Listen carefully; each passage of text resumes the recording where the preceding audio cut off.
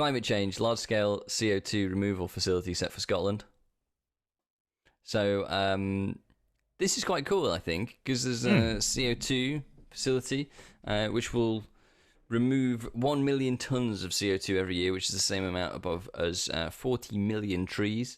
I thought it was quite interesting how they were doing this, though, because essentially they have a giant fan, and that giant fan will suck in the air, pass it over a liquid. That liquid will capture the CO2, and then it's... Oh, you'd think they'd stick a few plants in that whole process, huh?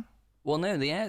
Well, you can't have plants, and I will come to that. The fan sucks in the air, which is exposed to a liquid, which binds to the carbon dioxide, and then they go into a further refinement stage, where the liquid is turned into calcium carbonate pellets,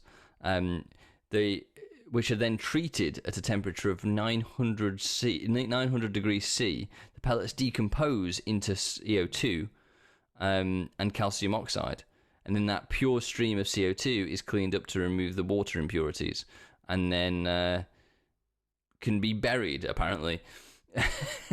The concern is that we're always wanting to bury stuff. Or burn it. Bury or burn. So, yeah.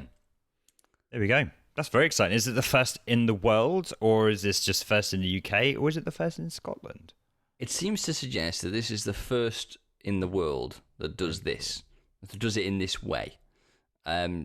So, yeah, they're expecting that there's going to be up to 300 jobs created in the process, that it will be fully operational by 2026. However, it's gone through some sort of a pilot already, I believe.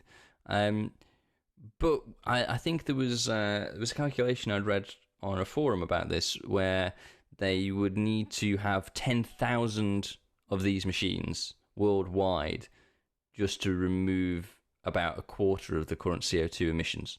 So we do have a long way to go. This isn't an overnight problem solver, but the fact that we're actually starting to do it is a really good step. Very good step. That makes me happy. It does say, however, here, if it does go ahead, it would be the biggest DAC facility in the world. DAC obviously being a direct air capture facility. In Europe, and depending on the final configuration, could be the biggest in the world. So there must be others. There must be others out there.